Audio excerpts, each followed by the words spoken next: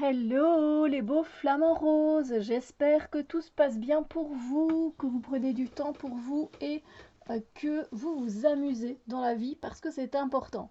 Aujourd'hui on se retrouve pour une review, je viens vous présenter le White Fly Tarot de Danilo Sanino. C'est un projet qui a été sur Kickstarter et que j'ai donc kickstarté. Voilà. Et c'est lui qui a tout créé, le livret, et qui est aussi l'artiste de ce jeu. Voilà, donc on a une boîte.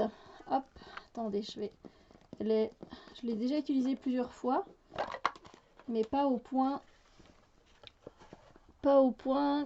que ce soit très facile d'enlever les cartes. Je vous montre. Alors du coup, on se retrouve avec des cartes de cours sur le côté. Voilà, voilà. Donc vous avez également ici l'Instagram de Danilo. Voilà, c'est White Fly Tarot et Draw Illustrations.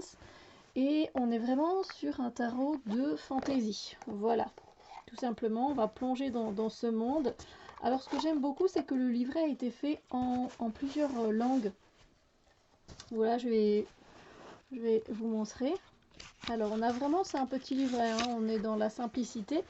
Donc je vais prendre la partie française. Hein.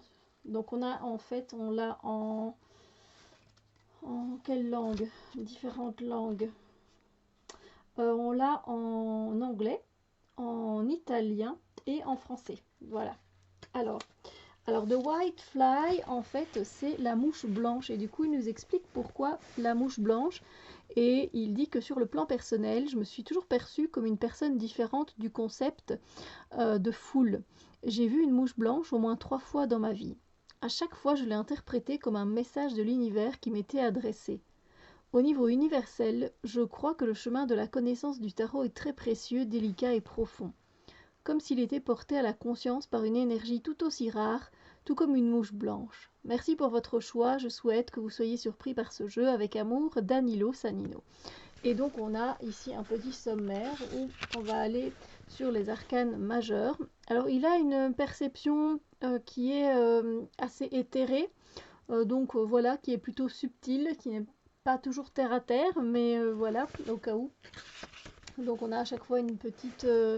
Il y a aussi le côté inversé. Voilà, il explique... c'est écrit en tout petit par contre, hein, c'est vraiment très très petit. Par exemple, la force en inversé, la personne ne croit pas en elle-même. Il y a un manque de courage pour faire face à une situation où cela indique que la bête a vaincu la grâce, c'est-à-dire que la personne agit avec agressivité et impulsivité.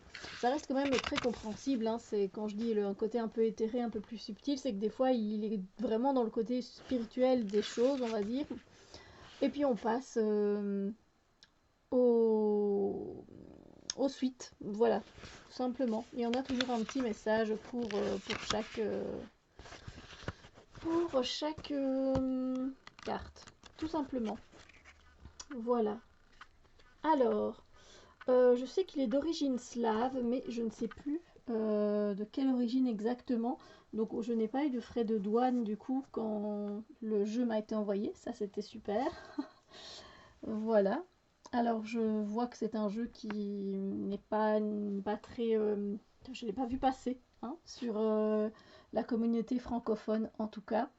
Donc ça c'est le dos des cartes avec la mouche blanche, donc c'est très sympa. On a vraiment, si vous avez mon jeu, mon oracle, c'est presque comparable la qualité des cartes. Elle est très, c'est pas plastifié, mais c'est, je sais pas, c'est vraiment particulier, j'aime vraiment beaucoup. Il n'y a pas de tranches colorées, voilà, je vous montre ça. Et on va commencer du coup bon, on continue avec les cartes quoi, je vous montre les cartes. Je ne sais plus parler. Donc on est vraiment dans un monde très très beau. Moi j'aime beaucoup. Ça m'a séduit directement, ce côté fantasy. Ça m'a parlé. Alors donc comme vous pouvez le voir, on a les planètes et les signes. Donc il travaille aussi beaucoup avec l'astrologie. L'ermite est très particulière. Roue de fortune. La reine de coupe. J'adore en fait ce côté un peu, je vais pas dire dessin animé, mais... Ouais, il y a un peu quand même un côté dessin animé que j'aime beaucoup. Voilà. Le 2 de bâton. Le roi de pentacle. Le 4 de bâton avec pan. Le soleil est une de mes cartes préférées dans ce jeu. Même si j'aime beaucoup de cartes, j'avoue que celle-là, elle est magnifique. Roi de coupe. Le magicien. Alors, on a quelques personnes comme ça, ou quelques archétypes où la face est voilée, le visage est voilé. Les amoureux.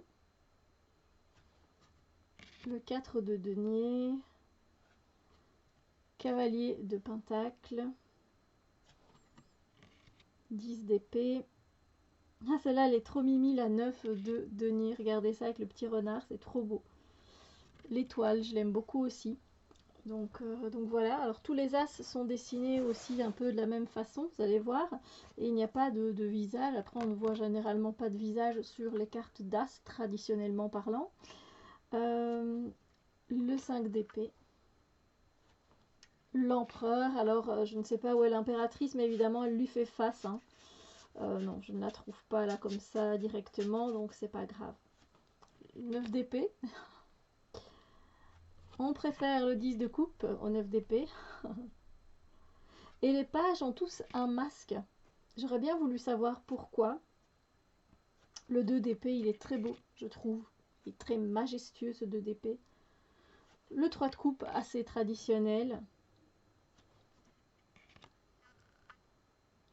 J'adore le 10 de denier ici, avec le royaume. J'adore, j'adore, j'adore. C'est vraiment ce côté fantaisie, en fait, et un côté aussi, voilà, où il y a le royaume, de conquête, de quête. Donc voilà, la reine d'épée. Toutes les reines sont très jolies. Reine de pentacle. Donc vous voyez, l'as de coupe. Donc c'est un peu sombre. Le monde. La lune, où il y a donc cette mouche blanche qu'on retrouve. Cavalier de bâton. Vous voyez, le page de pentacle, il a également un masque ici. Le 3 de bâton qui ressemble pas mal au 2 de bâton. J'adore les couleurs ici utilisées. Le fou. Le 5 de bâton. Il y a vraiment ce côté de lutte et de bataille. Le 2 de denier. N'hésitez pas à faire pause hein, pour regarder plus profondément les cartes si vous le voulez. Cette carte est magnifique, cette de bâton. Celle-là aussi, le 8 de denier, elle est sublime, je l'adore. Le pendu, elle est particulière. C'est pas ma préférée. Cavalier de coupe est très beau. La carte de la mort est très très belle aussi.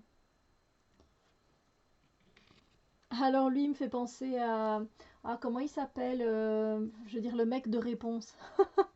Il me fait penser un peu à lui. Notre 3 de denier. 5 de denier, ça suit généralement ici voilà, les illustrations traditionnelles du Rider-Waite, hein, comme vous pouvez le constater. Voilà. 5 de coupe, elle est pas mal aussi, je trouve. Elle a un côté très magique.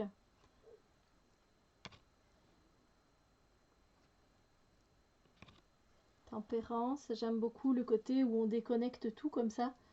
C'est sympa. Ça change un peu de ce qu'on peut retrouver traditionnellement comme dessin.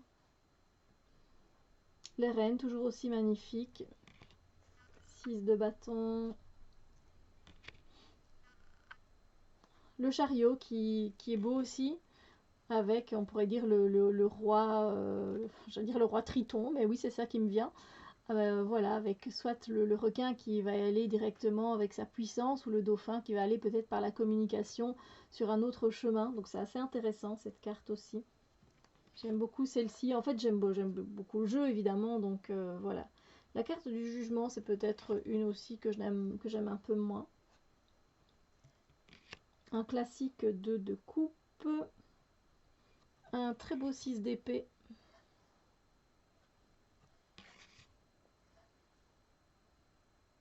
La justice.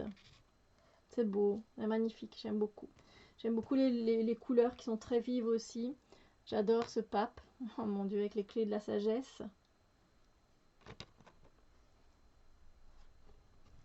Pour les pages de bâton, je regrette un peu le masque, je vais pas vous mentir. La carte du diable, je ne l'aime pas du tout. La carte de la force, elle est très intéressante. 7 de denier, je l'aime beaucoup aussi. En fait, j'aime beaucoup tout le jeu, évidemment. Je l'aime aussi, voilà. Mais il y a vraiment, voilà, ce côté fantaisie qui est là. Et si vous appréciez les couleurs dynamiques, si vous aimez un peu le remaniement des cartes traditionnelles, ben, je pense que ça pourrait vous plaire et que vous aimez le côté fantaisie, évidemment. Voici notre impératrice, donc hein, l'empereur était de l'autre côté, et notre 7 d'épée. Voilà, donc j'espère que cette review vous a plu. N'hésitez pas, du coup, j'essaierai de vous mettre un lien Etsy ou un lien internet, tout simplement, pour accéder à son site, parce que je pense qu'il n'est pas, en rupture de stock, voilà. Donc si ça vous intéresse, et sachez que c'est en Europe, donc il n'y a pas de frais de douane. Voilà. Sur ce, je vous souhaite une magnifique journée. N'hésitez pas à mettre un pouce en l'air si cette vidéo vous a plu et encore à la partager. Et je vous dis à très bientôt et je vous fais de gros bisous lumineux.